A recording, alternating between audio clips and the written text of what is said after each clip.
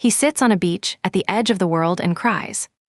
The most cunning man alive, the sacker of Troy, the one who outsmarted an entire war, and here he is, day after day, staring at the sea with tears running down his face.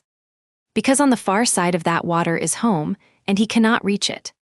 The island belongs to a goddess named Calypso. She is beautiful. She lives in a cave draped in vines, ringed by soft meadows and singing birds, and she loves him, and she has kept him here for 7 years. She has offered him something no human has ever been given. Stay with me, she says, and I will make you immortal. You will never age, you will never die. And he says no, every time. Because immortality on a lonely island is not a gift. It is a beautiful prison. He would rather grow old and die in his own home than live forever in someone else's paradise. Then far away on Olympus, the gods finally move. Gray-eyed Athena pleads his case before her father Zeus, and Zeus agrees. He sends the messenger god Hermes flying down across the sea with a command, "Let the man go." Calypso is furious.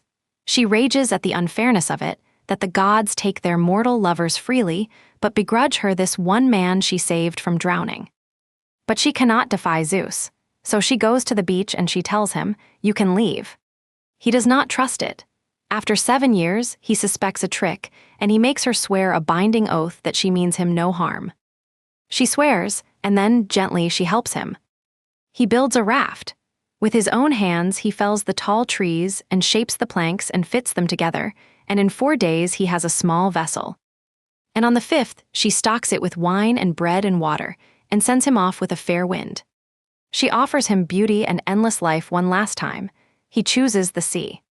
For 17 days he sails, alone, sleepless, steering by the stars, and it works. Land appears on the horizon, he is almost there. And that is when the sea god sees him. Poseidon has been away at the far edge of the world, and now on his way home he looks down and spots Odysseus, safe, nearly saved, and his old hatred flares. This is the god who has hunted him for years. So Poseidon gathers the clouds, grips his trident, and stirs the whole ocean into fury, wind from every direction at once, waves like mountains. A single swell smashes down and hurls Odysseus off the raft, and the mast cracks, and he goes under, dragged deep, his heavy waterlogged clothes pulling him toward the bottom. He fights back to the surface, he climbs back onto the wreckage. And a small mercy arrives. A sea goddess named Ino, who was once a mortal woman, pities him. She rises from the waves and gives him a magic veil. "Wrap this around your chest," she says. "It will not let you drown. Abandon the raft. Swim." He hesitates, the way a careful man does. But when the next wave shatters the raft into loose planks beneath him, he has no choice. He strips off Calypso's heavy clothes, ties on the veil, and throws himself into the open sea. For 2 more days and 2 more nights he swims. 2 days, alone in the deep water with no land in sight. Until at last the coast rises before him, and then it nearly kills him too, because the shore is all cliffs and pounding surf. The waves slam him against the rocks and tear the skin from his hands. But he does not stop. He works his way along the coast, finds the mouth of a river, and drags himself out of the water onto the bank, swollen, bleeding, barely breathing. He gives the magic veil back to the sea, as he was told. Then he crawls into a thicket, heaps dry leaves over his naked body like a man banking coals to keep a fire alive through the night, and sleep takes him. He has landed in the country of the Phaeacians, a gentle, faraway people, master sailors, beloved by the gods, and while he sleeps, Athena is already working. She slips into the dreams of a young princess named Nausicaa, the king's daughter, and plants a simple idea. "Your wedding may be coming, you should go wash the laundry." So at dawn, the princess takes a mule cart down to the river with her maids, and they wash the clothes and spread them to dry, and then they play ball on the beach. The ball flies wide, the girls shriek, and out of the bushes rises a naked, salt-crusted, terrifying stranger. Every girl runs, every girl but one. Nausicaa stands her ground. And Odysseus, filthy and desperate, does the cleverest thing a desperate man can do. He does not grab her. He does not beg from his knees. He stands at a respectful distance and speaks to her with such grace, such warmth, comparing her to a goddess, honoring her, that she sees at once this is no ordinary beggar. She gives him clothes. She has her maids feed him and let him bathe. And Athena pours beauty over him so that when he emerges, clean and dressed, he looks like something close to a god. The princess, watching, thinks quietly to herself that she would not mind a husband like this one. But she is careful of her reputation, so she tells him how to reach the palace on his own.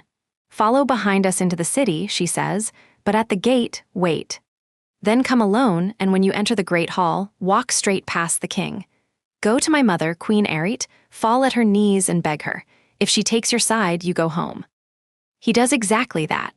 Wrapped in a magic mist by Athena so no one stops him, he walks unseen through the wondrous palace, past its bronze walls and its garden where fruit ripens in every season. And he reaches the queen and throws his arms around her knees, and the mist falls away. And suddenly there is a stranger kneeling in the firelight begging for passage home. They take him in, they feast him, and the king, Alcinous, moved by this dignified stranger, makes a promise. Tomorrow we will give you a ship and a crew, and our sailors will carry you home, wherever home is. The next day they hold games and celebrations in his honor. And a blind poet named Demodocus is led in to sing, for the gods have taken his sight but given him the gift of song.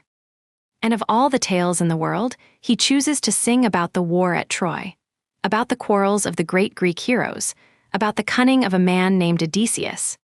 And the stranger, sitting among his hosts, quietly pulls his cloak over his face so no one will see him weep.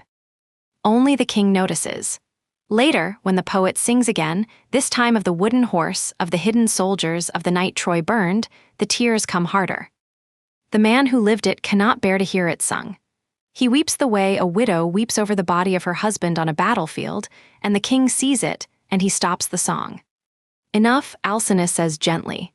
This song brings our guest pain. And then he turns to the stranger and asks the question that has hung in the air since the man crawled out of the sea. Tell us who you are.